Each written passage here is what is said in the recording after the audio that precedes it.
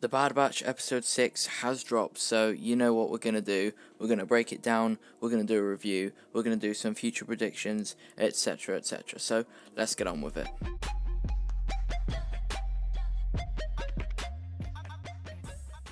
So the episode is called Decommissions, which is because of the decommissioned battle droids we see later on, and we start off right where we left off on Ord Mantell.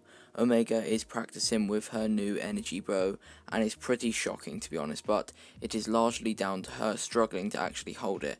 This, in my opinion, debunks the theory that she has a combination of all the Bad Batch's members' powers, as the strength of Wrecker would, have no problem in holding that bow. Sid then gives them the mission to travel to Corellia, Han Solo's home planet, to collect a tactical droid for the information. Some of you may be aware that I really like tactical droids for some reason, but anyway, they are valuable on the black market because they have information of how to defeat clones, which are obviously now part of the Empire. Speaking of Han Solo, the Bad Batch replicate what Han did in The Empire Strikes Back by attaching to a ship to make themselves undetected. It is as George Lucas says, it's like poetry, it rhymes. Anyway, they get into the facility or factory with ease after evading some police droids that look a little similar to the HK droids from KOTOR, but with a slightly different head and a skinnier body frame. Wrecker is also hesitant to climb up a ladder, which kind of shows that his chip is messing up again, because clones are not meant to be scared of anything, so he's acting different to a normal clone right now. In fairness, he isn't a normal clone, so this kind of makes sense. Anyway, all is going well, and Omega spots the head of a tactical droid, which is all they need, until someone runs away with it. It turns out that the Martez sisters from Season 7 of the Clone Wars are after the droid as well, and Rafa Martez confronts Omega, and Omega misfires her energy bow, and the arrow from it, or whatever it is that it fires, hits the side of the facility, and it goes into meltdown basically. Police droids rush in from every direction, and it's not looking good at all. The sisters and the Bad Batch have to team up and do their best to help out until Wrecker is tasked to reach the main control panel, in which he has to swing on something and jump off to reach it. Would it be an episode of the Bad Batch if Wrecker did not hit his head? Yes, he hit his head again, and possibly the hardest time yet. He lays on the ground in pain, mumbling or trying to mumble the line, "Good soldiers follow orders," again showing that his chip is messing up more than ever, but he manages to shake it off and gets back to help the Bad Batch. But this is not until Omega nearly dies and Trace Martez saves her life. With a little bit of help from Hunter, I guess. Okay, yeah, a lot of help from Hunter. And the Bad Batch are getting very much overrun by the police droids. So, what do they decide to do? They decide to use the tactical droid's head to program the other battle droids within the facility to, fire against the police droids. And they do this with the help of Trace, Omega, Tech, and Echo, and yeah, it works successfully. And then Wrecker comes in to help as well, coming down from the main control panel, and messes up all of the droids for about 5 seconds until he is hit back, and the droids that they reprogram eventually get into action. And as someone that's favourite era of Star Wars is the prequel era, it really made me happy to see the Separatist battle droids back in action, especially the B2 super battle droids. I really like them, to be honest. The Bad Batch and the sisters manage to escape with the help of Omega and her energy bow, but the tactical droid's head is destroyed. They fly back to the Bad Batch's ship via the Martez sisters' ship, and Hunter hands Rafa a data stick that Tech managed to get the information from the tactical droid onto, because the sisters said they needed the information for someone who is fighting back against the Empire. For me, this kind of leads down the potential path for the Bad Batch's journey, joining the rebellion at some point maybe, as Hunter has already chosen to help those who are fighting back over helping themselves. Back in the ship, Wrecker obviously complains about his head again, and that's about it for the episode, to be honest. Wait, there is one more thing. At the very end, we see the Martez sisters speak to a man, telling them about the Bad Batch. Now, I think it is Rex, and let me explain why. So first of all, I'm not the one that noticed this. This is Maria Skywalker on TikTok, so go over and check out their video where they explained it.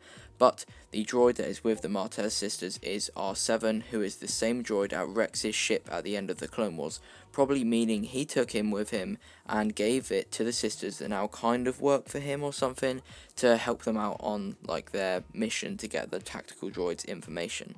So, what did I think of the episode? Personally, I loved it, but in a different way to normal. Let's be clear, it was no episode 1, so I'd say it was either second or third best so far, around the same level as the last episode, which is good because it shows that, at least in my opinion, that the series is improving from a dip that it took after episode 1, which was so good.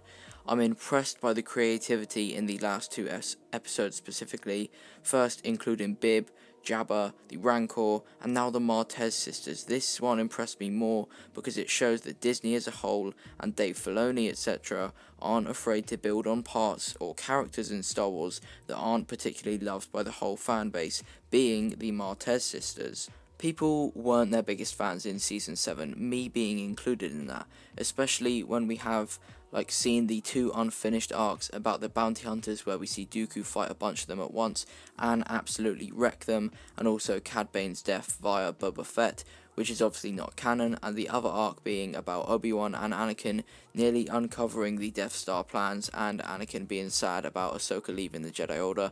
But anyway, what I'm saying is this could mean the future of Star Wars. We will get further supporting content of the sequel trilogy, as they aren't particularly liked by the whole fan base, like the Clone Wars style show that I've been a big advocate for the sequel trilogy between 8 and 9 about the war between the First Order and the Resistance. And when I say Clone Wars style, I mean in terms of quality and the fact that it's based off a war. And I think this is definitely possible based off what we've seen about the Martez sisters, as they weren't particularly liked, and I think they were done very well in this episode, I would have to say.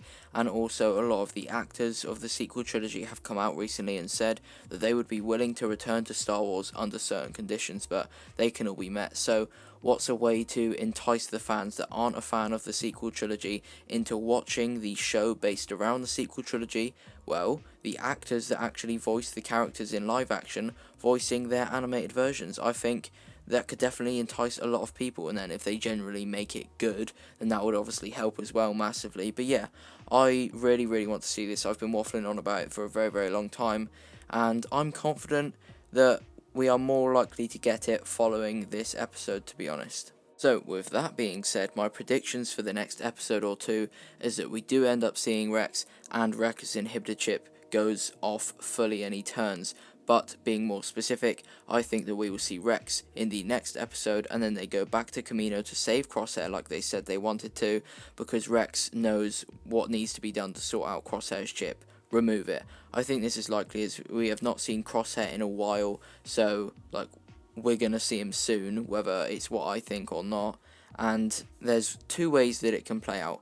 One, my initial prediction from early on, Wrecker gets captured or his inhibitor chip activates, or basically they leave Kamino without Wrecker or Crosshair, and then Wrecker's inhibitor chip gets enhanced as well like Crosshair, so not the happy ending. Or option 2, the happier one, they successfully capture Crosshair and remove his and Wrecker's inhibitor chips before too much damage is done. So let me know which of those 2 you think is more likely, or let me know if you have a completely different prediction. That would be great to hear.